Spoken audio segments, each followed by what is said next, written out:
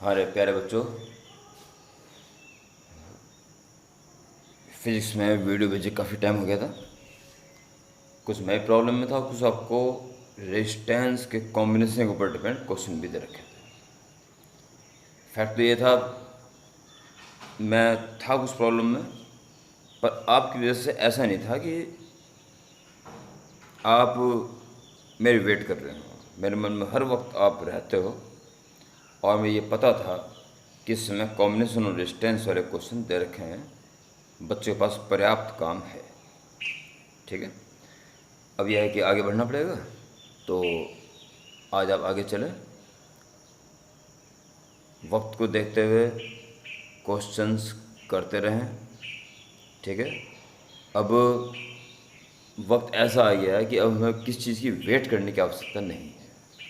Offline शुरू होंगी या ये होगा वो होगा। साल कुछ अजीब सा ही है, भगवान का पता नहीं क्या इशारा है, हम समझ नहीं सकते। परंतु आलस्य करना या किसी चीज़ की प्रतीक्षा करना, मैं आपको इसकी सलाह बिल्कुल नहीं देता। खुश होने वाली बात ये नहीं है कि ये स्कूल नहीं जाना, ये नहीं करना, वो नहीं करना। सिलेबस कम हो गया, सिलेबस कम होना आपके लिए और ज़्यादा हानिकारक हो गया। संभल कर चलें, खुश रहना चाहिए, पर केवल खुश ही रहोगे चाहे कुछ भी होता रहे, वो गलत है। पढ़ाई के ऊपर ध्यान दें। आज की इस वीडियो में जो मेन टॉपिक है वो है टेम्परेचर का इफ़ेक्ट। इस वीडियो को देख लेने के बाद रेजिस्टेंस पर टेम्परेचर का क्या प्रभाव पड़ता है, इससे आप बिल्कुल आश्वस्त हो जाएंगे। इस बात आपका धर्म बनता है टेम्परेचर डिपेंडेंट वाले न्यूमेरिकल्स चुन चुन के आज ही कर लेते हैं। ठीक है, तो आगे चलें और हैंड डाल दें।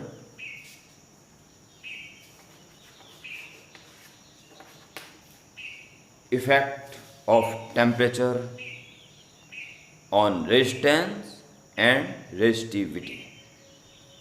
लिख लो, पॉज करके लिख लो। Effect of temperature on resistance and resistivity.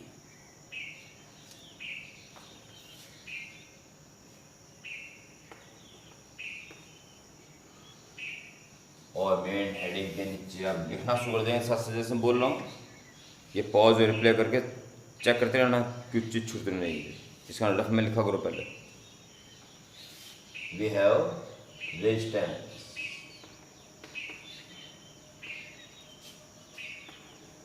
R is equal to, यहाँ रो आना था, rho into L upon A, और रो ये था m upon n e square tau. और इस पार्ट को हमने रेजिस्टिविटी से जान लिया था। अगर मटेरियल, अगर रेजिस्टिविटी किस तरह से चेंज हो जाए तो रेजिस्टेंस चेंज हो गया, सीधी सी बात है। पर रेजिस्टिविटी कब चेंज हो रही थी? ध्यान दें, ये कहा गया था कि अगर फिजिकल स्टेट चेंज ना हो, जिसमें टेम्परेचर मुख्य रूप से आ गया था। अगर टेम्परेचर बढ़ा दें किसी कंडक्टर का, तो सोचिए, रेशियो सोचो, अगर रेजिस्टिविटी बदलेगी तो आर बदल जाएगा। ठीक है, इसको भी ध्यान दें। कोई कंडक्टर है, उसके अंदर इलेक्ट्रॉन चल रहे थे, और जब अप्लाई कर दिया पोटेंशियल डिफरेंस, तो सारे इलेक्ट्रॉन एक तरफा चलने लग गए। ये बात आपकी बढ़िया तरह से समझ में आ जानी चाहिए थी। तो अचानक उस कंडक्टर का टेम्परेचर बढ़ा दिया। तो क्या टेम्परेचर बढ़ा देने से इलेक्ट्रॉन का मास बदला होगा? 9.1 टू 10⁻31 से चेंज हो गया होगा? नहीं। क्या number of free electrons in unit volume बदले होंगे? नहीं। हाँ, टेम्परेचर बहुत ज़्यादा ना बढ़ाया गया होगा। ठीक है, टेम्परेचर बहुत ज़्यादा नहीं बढ़ाया गया है। तब ये डिपेंडेंस हम पढ़ रहे हैं for small increase in temperature. क्या इलेक्ट्रॉनिक चार्ज बदल जाएगा? 1.6 × 10⁻19 कूलम, अब कुछ और हो जाएगा? नहीं। टॉ टॉ दो लगातार टक्करों के बीच का टाइम। यहाँ फर्क पड़ेगा। ठीक है, आर प्रोपोर्शनल टू, सब कुछ कांस्टेंट है, 1/टॉ। ये टॉ वो था जो दो टकरों के बीच में टाइम लेते हैं, टंग टंग टंग टंग टंग टंग। ठीक, और ड्रिफ्ट वेलोसिटी टाइम टंग टंग टंग टंग टंग, दो टकरों के बीच के लगने वाला टाइम, वो भी औसत, एवरेज, जिसमें रैंडम मोशन भी इंक्लूड है। रैंडम मोशन के ऊपर ही तो आरोपित किया गया ड्रिफ्ट। ठीक, और ये बना रहा हूं मैं दो पॉजिटिव आयंस, ये एटम ही है कंडक्टर के, कि उसमें से इलेक्ट्रॉन निकल चुके हैं जिन्हें फ्री इलेक्ट्रॉन कह रहे हैं, इसलिए मैं इनको पॉजिटिव आयंस कह रहा हूँ, क्योंकि इसमें इलेक्ट्रॉन बाहर निकल चुके हैं, पॉजिटिव बन चुके हैं। यदि हैं ये वो एटम ही, इनसे मिलकर कंडक्टर बना हुआ है। और ये रहा इलेक्ट्रॉन, तो यहाँ से लेके यहाँ तक जो टाइम लेगा उसे बोलते हैं टॉ। बहुत सारे इलेक्ट्रॉन चल रहा है, सबका एवरेज है, यहाँ टॉ 1 + टॉ 2 + dot dot dot upon n के बदले में टॉ लिखा था। ठीक है, वो रैंडम मोशन था, कोई इधर जा रहा था, कोई इधर जा रहा था। ठीक है, इस वजह से टॉ किससे ज़्यादा किससे कम था। और वैसे पार्टिकल गैस मॉलिक्यूल की तरह काम करते हैं। ठीक, याद करो 10th वाली बात, v = √3RT/m, टी के ऊपर डिपेंड था। VRMS कहा था मैंने, रूट मीन स्क्वायर वेलोसिटी। याद है प्रेशर का फॉर्मूला डेरिव कराया था 11th में, कितना बड़ा डेरिवेशन था वो।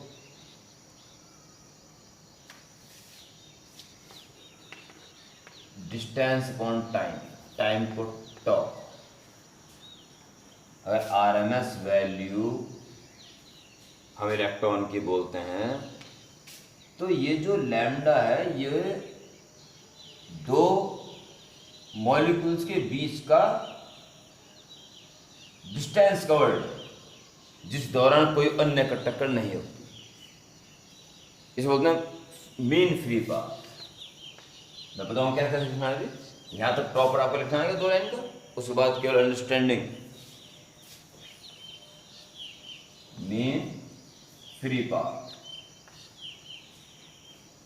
ठीक है, और टॉ इधर लो, अभी नीचे है, टॉ इधर आ गया, VRMS। देखिए जब टेम्परेचर बढ़ाओगे, v = √3RT/m, स्पीड बढ़ेगी, रैंडम वाली, ड्रिफ्ट वेलोसिटी नहीं। मैं एक लेक्चर में बताया था ड्रिफ्ट वेलोसिटी कम हो जाएगी, बल्कि उन्हें कंट्रोल करना भारी पड़ जाएगा। पर टॉ यहाँ से थोड़ी परिभाषित है पहले से ही, ये टन टन टन टन चलेंगे, उसमें जो इसी तरफ चल रहे तो और तेज हो जाएंगे। इसका एवरेज रैंडम मोशन की तरफ जो उस तरफ चल रहा था उसको बढ़ा दिया, और बाकी को कुछ को कम कर दिया, कुछ को पलटा दिया। ये बातें हुई थी, ये सब रैंडम मोशन के कारण भी था। तो टेम्परेचर बढ़ा देने से दो काम होंगे। एक तो ये जो पॉजिटिव आयंस हैं इनमें वाइब्रेशन स्टार्ट हो जाएगा, ये हिलेंगे, तो यहाँ तक इनका कंपन आ जाएगा, ये भी हिलेगा, कहाँ पड़ेगा, यहाँ तक कंपन आ जाएगा। यहाँ से लेके यहाँ तक ना चल के उसे यहीं चलना पड़ेगा, प्लस स्पीड ज़्यादा हो जाएगी √3RT/m को देखते हुए। यानी उसको यहाँ से यहाँ चलना था, तो टेम्परेचर बढ़ाने से ये खुद वाइब्रेशन करने लग गया। अब यहाँ से यहाँ नहीं चलना है, यहाँ से यहाँ चलना है, बस इतना ही चुप है, ड्यू टू वाइब्रेशन कम चलेगा प्लस तेज चलेगा। उसे यहाँ से यहाँ जाना था, टेम्परेचर बढ़ा देने से एक तो वो तेज चलेगा और ऊपर से कम चलेगा। बताइए, आपको भागना था यहाँ से 10 फुट दूर और आप भाग गए और कुछ टाइम लगा लिया आपने। अगली बार क्या हुआ, आपको जितना भागना उससे कम भागना है, डिस्टेंस कम कर दी गई है और आपकी स्पीड बढ़ा दी गई है। तो कितना टाइम लोगे भाई? बहुत कम। चलना भी कम है, वो भी तेज भागना है, बहुत कम टाइम लोगे। तो टॉर्क बहुत कम हो जाएगा। पूरा पैराग्राफ लेगा से समझाते हुए, ठीक है। तो ये 2 लाइन लिखी आपने। अब इसके बारे में देखिए क्या लिखी, एक लाइन कोई लिख देना है। इसके बाद अब फेयर वर्क बता रहा हूँ। Hence tau is equal to lambda upon V RMS। अब यहां तक हेंस टॉ जो आप लिखोगे और इसको बताना पड़ेगा ये क्या है। अब सुनो ढंग से, ताकि नोट की ऑनलाइन में ये चीज़ बिल्कुल लिखवाने जैसी दिक्कत आ रही है, क्योंकि ऑफलाइन में ये चीज़ मैं यहीं बैठ के लिखवाता हूँ। ये आर्टिकल ऐसा है कि मैं पूरा मुझे बोलना पड़ता है समझाने के बाद भी, इसलिए ऑनलाइन में जब बहुत ही कान खोल के इन चीज़ों को सुनो।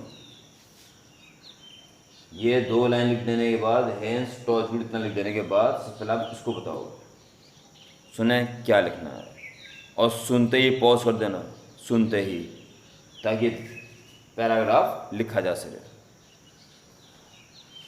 Where lambda is mean free path covered by electron between 2 consecutive collisions, and VRMS their root mean square velocity। ठीक, very important now, from now on increasing the temperature, now on increasing the temperature lambda is decreased due to vibration of positive ions, decreased, as well as VRMS increased।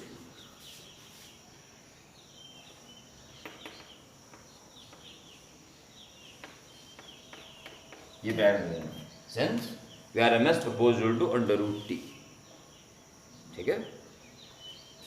Due to both these reasons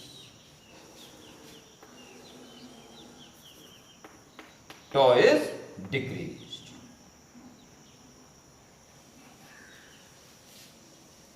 इसे कम हो जाने से भी ये कम होगा और साथ इसके बढ़ जाने से भी ये कम ही होगा।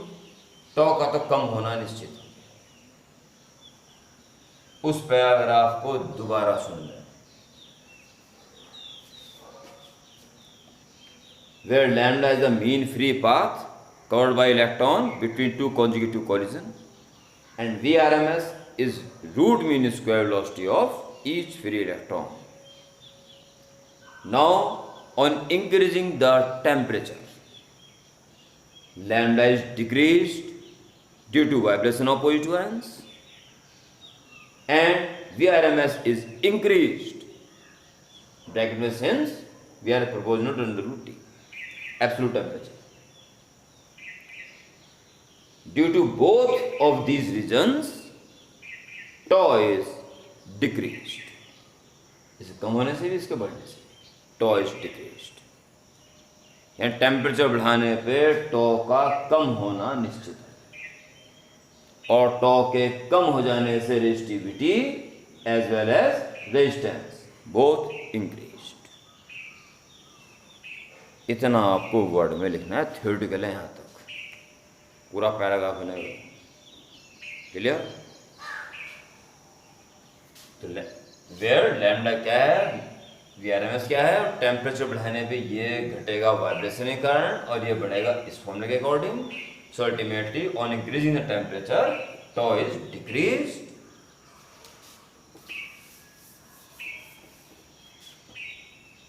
So R and rho दोनों ही इसके कम हो जाने से बढ़ जाए, इंक्रीज।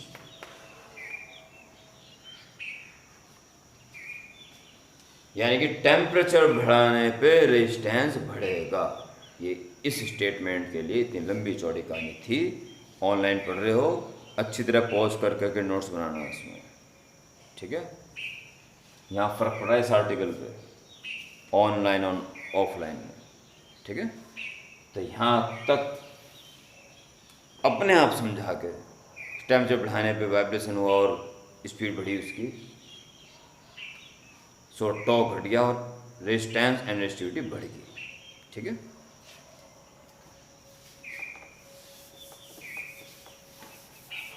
आर्टिकल कंटिन्यू रहेगा। जब टेम्परेचर रेजिस्टेंस और रेजिस्टिविटी टेम्परेचर बढ़ाने पर बढ़ गई तो टेम्परेचर बढ़ाने पर लेंथ भी बढ़ती थी, एरिया भी बढ़ता था सुपरफिशियल, और वॉल्यूम भी बढ़ता था। सबके फॉर्मूले एक जैसे थे। Length is equal to L naught 1 plus alpha T, अगर याद आया होगा तो linear expansion coefficient, coefficient of linear expansion. और जब एरिया की बात आती थी तो सुपरफिशियल कोएफिशिएंट, या कोएफिशिएंट ऑफ सुपरफिशियल एक्सपेंशन या एरियल एक्सपेंशन। और जब वॉल्यूम आता था तो कोएफिशिएंट ऑफ वॉल्यूम एक्सपेंशन। आज आपने देखा कि रेजिस्टेंस भी टेम्परेचर के बढ़ने पे बढ़ रहा है, आल्सो फॉलो, ठीक है। 0 डिग्री सेल्सियस पर अगर रेजिस्टेंस इतना है तो T डिग्री अगर बढ़ा देंगे तो रेजिस्टेंस कितना हो जाएगा, इस फॉर्मूले के अकॉर्डिंग ही निकलेगा, जहां अब इसका नाम होगा टेम्परेचर कोएफिशिएंट ऑफ रेजिस्टेंस, ठीक है। तो जहां तक आपने वो बता दिया कि रेजिस्टेंस और रेजिस्टिविटी टेम्परेचर बढ़ाने पे बढ़ेगा, उसके बाद अगले पैराग्राफ से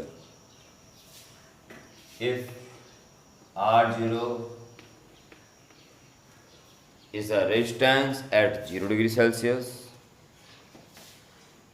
then the resistance at T degree Celsius is R is equal to R naught 1 plus alpha T, और उसको बॉक्स में लिख देंगे, ठीक है जी। और अब हमें 4 विशेष पॉइंट के ऊपर विचार करना है।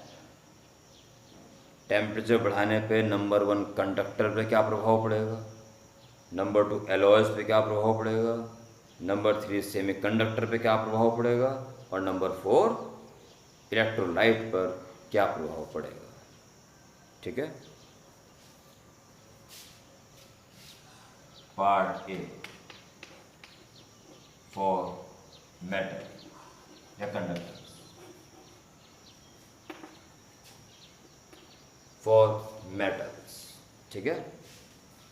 इसमें क्या लिखेंगे, फॉर मोस्ट मेटल्स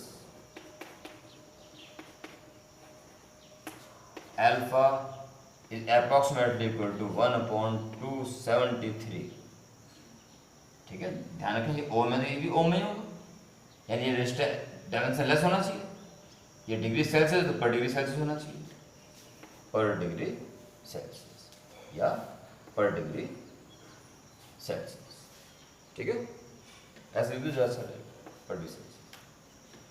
अधिकांश मेटल के लिए अल्फा की वैल्यू ये होती है। Therefore, R is equal to R naught 1 plus इसकी वैल्यू 1 तो T1 हो जाएगा 273 is equal to R naught, LCM आ जाएगा 273 और ऊपर 273 प्लस T। तो degree Celsius temperature when added to 273 it becomes absolute temperature R naught upon 273 absolute temperature, यानी कि मेटल की अगर बात करें तो R naught तो कांस्टेंट 0 डिग्री सेल्सियस टेम्परेचर और 273 कांस्टेंट है T। अगर हम मेटल की बात कर रहे हैं तो रेजिस्टेंस एब्सोल्यूट टेम्परेचर के डायरेक्टली प्रोपोर्शनल टू, ना कि डिग्री सेल्सियस के, ठीक है। डिग्री सेल्सियस तो इतना कहोगे बढ़ाने पे बढ़ेगा, पर एब्सोल्यूट टेम्परेचर के लिए आप ये कह सकते हो कि एब्सोल्यूट टेम्परेचर को डबल कर देने पे रेजिस्टेंस भी डबल हो जाएगा, डायरेक्टली प्रोपोर्शनल। इस बात एक statement So resistance of metal is directly proportional to their absolute temperatures. Okay. Part B for alloys.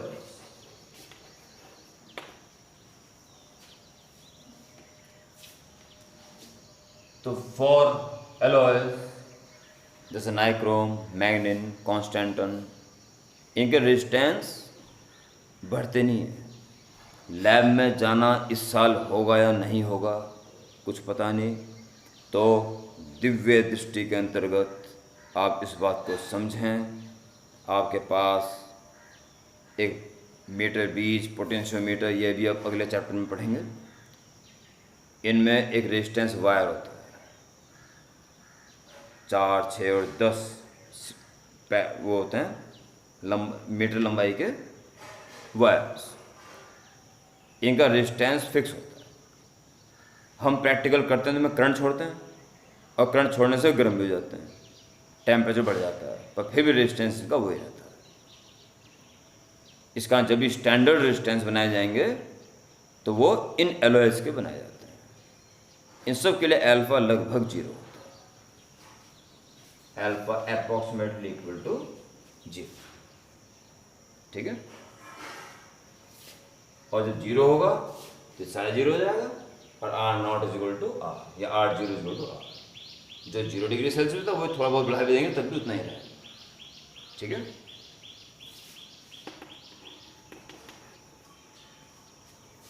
there is almost no effect of temperature on alloys। ये स्टेटमेंट लिखना है last में। Okay, there is almost no effect of temperature on alloys।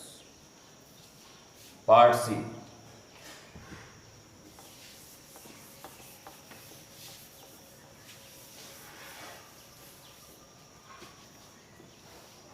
Part C for semiconductors.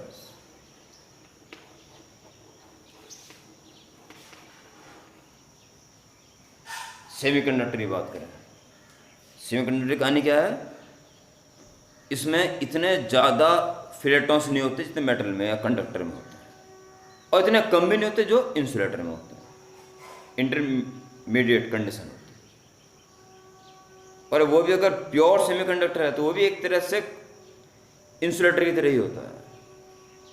उसमें कुछ impurity मिलानी पड़ती है हमें, जिससे उससे कुछ इलेक्ट्रॉन्स बढ़ जाएं, कुछ बढ़ जाएं बस, ताकि कंडक्टिविटी स्लाइटली स्टार्ट हो जाए। वो होते हैं सेमीकंडक्टर, हमारे काम आने वाले। ठीक है, जैसे आने वाले वक्त में आप एक्सट्रिंसिक के नाम से पढ़ लोगे।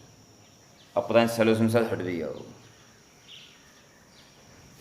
सेमीकंडक्टर की कहानी कुछ इस टाइप से है, जैसे जर्मेनियम, सिलिकॉन, ये ऐसे सेमीकंडक्टर्स हैं जो मोस्टली यूज होते हैं। और इसकी लास्ट क्लास में पार्शियली फिल्ड होती है, 4 इलेक्ट्रॉन होता है। और ऑक्टेट पूरा करने के लिए 4 इलेक्ट्रॉन्स की जरूरत होती है। तो ये एटम्स अगल बगल वाले 4 इलेक्ट्रॉन से कोवलेंट बॉन्ड बनाते हैं। डायग्राम बनाना नहीं आपको, एक 4-5 2-3 लाइन का पैराग्राफ लिखना है, 4-5 लाइन तो बस, पर लिखोगे जरूर तो समझ जाओगे। 4 इलेक्ट्रॉन हर एक के, मैं आपको केवल समझाने बना रहा हूँ, आपके डायग्राम नहीं बनाना है। तो ये 4 कोवलेंट बॉन्ड बना के इसने अपने आखिरी क्लास के 8 इलेक्ट्रॉन पूरे कर लिए, और ये काम हर कोई करेगा।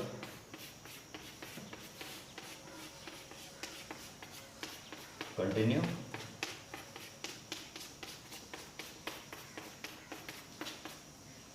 देखा जाए कोई भी इलेक्ट्रॉन खाली नहीं है कंडक्टिविटी के लिए, पर अंदर कुछ इलेक्ट्रॉन, जब बहुत ज़्यादा इलेक्ट्रॉन देखते 1-2 बॉन्ड टूटी मिलती हैं, पर उनसे कोई खास फर्क नहीं पड़ता, और ये एक तरह से इंसुलेटर का ही काम करता है। ठीक है, कुछ इम्प्योरिटी से मिला देते हैं, जैसे पेंटावैलेंट मिला दिया तो 4 तो कोवलेंट बॉन्ड बना लेगा और 1 इलेक्ट्रॉन फ्री कर देगा। तो इम्प्योरिटी मिलाने से कुछ इलेक्ट्रॉन्स में कंडक्टिविटी के लिए फ्री हो जाता है। यानी कि इंसुलेटर्स को देखते जरा सी इनकी कंडक्टिविटी बढ़ी रहती है, बस। ये सेमीकंडक्टर हम यूज़ करते हैं। बात चल रही है इनके ऊपर टेम्परेचर का क्या प्रभाव पड़ेगा। टेम्परेचर बढ़ा देने पर रेजिस्टेंस घटेगा तो टॉ के क्या हो जाने से, कम हो जाने से, बढ़ेगा तो। परंतु वहां बात ये थी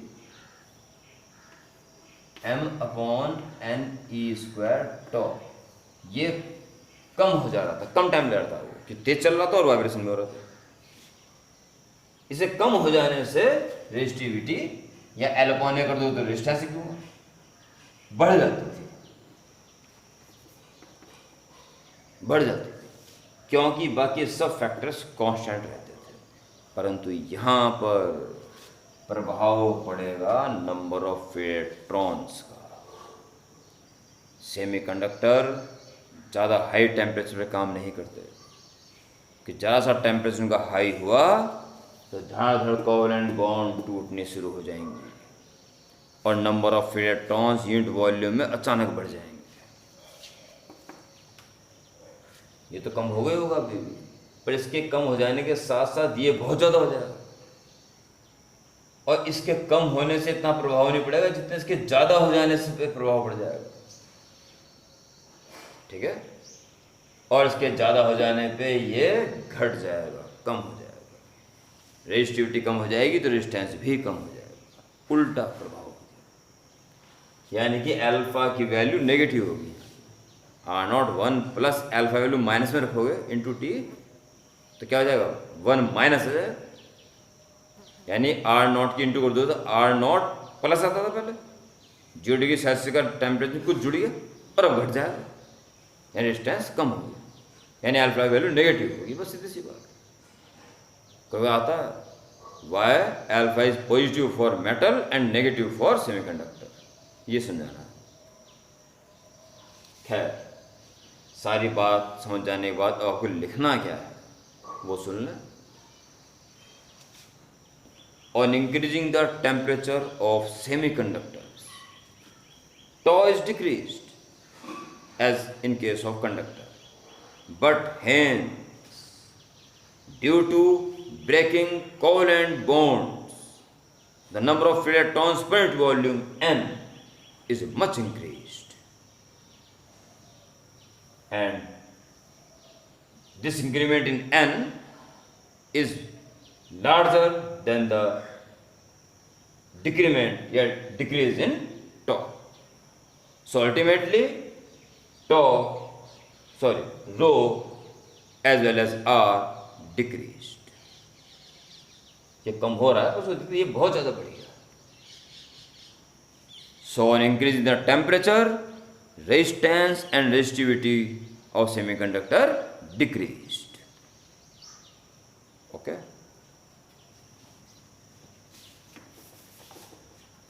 Or part D. And last, for electrolyte.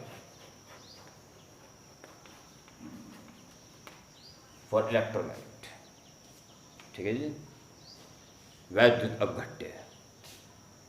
इसका टेम्परेचर बढ़ाओगे तो यहाँ कुछ और ही देखने को मिलेगा। इसमें क्या होता है, इसमें पॉजिटिव और नेगेटिव आयन सब जगह।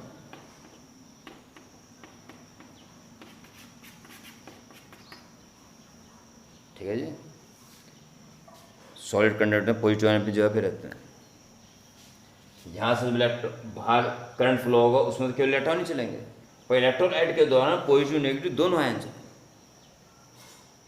ठीक है, आपको बताया होगा मैंने 11th में, अगर याद आएगा, कि गर्म सूप ठंडे सूप से ज़्यादा टेस्टी क्यों होता है।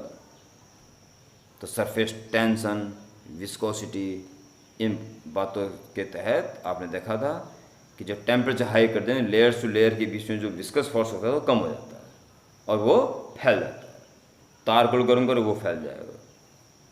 ठीक है, और जीभ के ज़्यादा एरिया पे जाता था और टेस्टी लगता था। टेम्परेचर बढ़ा देने पर विस्कोसिटी कम हो जाती है। और उनका चलना अब फील्ड हो जाता है, वे आराम से चल पड़ते हैं और रेजिस्टेंस कम हो जाता है। रेजिस्टेंस कम रोकना था ना, जितना रेजिस्टेंस ज़्यादा उतना रुकेंगे और जितना फ्री हो गया फ्लो हो रहा है तो रेजिस्टेंस कम हो गया। ठीक है, तो इसमें भी एक सेंटेंस लिख के मतलब 2-3 लाइन का पैराग्राफ लिख के कहानी खत्म कर देनी है। In electrolyte case on increase in the temperature viscosity decreased, so now positive and negative ions get more freedom to move, so resistance decreased। ठीक है, तो अल्फा इलेक्ट्रोलाइट के लिए भी नेगेटिव होता है। इस तरह से इस वीडियो में आपने टेम्परेचर का प्रभाव क्यों पड़ा और फिर वो रेजिस्टेंस का फॉर्मूला R0 1 + अल्फा टी। ठीक है, इंपॉर्टेंट तो वही है थ्योरेटिकल। ऑफलाइन में पूरी बात लिखवाते हैं, अब ऑनलाइन में आप भी कुछ कोशिश करो इस वीडियो को बार बार देख के और लिखने की, और फिर मेटल पे, एलओएस पे, सेमीकंडक्टर पे, इलेक्ट्रोलाइट पे कैसे कैसे प्रभाव पड़ा, आप इसको रिप्लाई करके दोबारा सुन के नोट्स बना सकते हैं। इसके नोट्स बना लें यहाँ तक। ठीक है, अगर अब आपको पर डे वीडियो पहुँचेगी, शायद संडे को नहीं पहुँचेगी, बस होता संडे को ही पहुँचे। ठीक है, क्योंकि कहीं ना कहीं मैं झूठ नहीं बोलता, कहीं ना कहीं मैं भी ऑफलाइन की वेट कर रहा था, इसलिए ज़्यादा कोर्स से इतना चला जाए कि ऑनलाइन में चला गया कि मैं बेटर अंडरस्टैंडिंग नहीं समझ रहा। तो कोशिश कहीं ना कहीं मैं भी कर रहा था और आपका नुकसान भी नहीं होना दे रहा था कि आपका नुकसान भी ना हो और जल्दी से ऑफलाइन शुरू हो। तो नहीं हो रहा तो बस नहीं हो रहा, इसलिए स्पीड तो बढ़ानी पड़ेगी। इसलिए आप अब टाइम टू टाइम, मैंने SMS वो भी किया था आपको व्हाट्सएप, टाइम टू टाइम चलते रहें, जो कहा जा रहा है तो जितना जल्दी उसे कर लें। इस वीडियो के नोट्स जैसे वीडियो देखोगे तुरंत बना लें कि क्या पता मैं आज ही कोई दूसरी वीडियो दोबारा भेज दूँ या कुछ काम दे दूँ, और एक काम के पेंडिंग रहते दूसरा काम आ जाएगा तो दिक्कत तो मेरे बच्चों खड़ी हो ही जाएगी। ये जितना जल्दी अपने हैंड ओवर जो काम आ रहा है उसे जल्दी निपटा लो। ओके, ठीक है, और टेम्परेचर डिपेंडेंट वाले न्यूमेरिकल भी तुरंत इसके बाद कर सकते हो, जो जितना जल्दी हो जाए ठीक है। Okay, bye.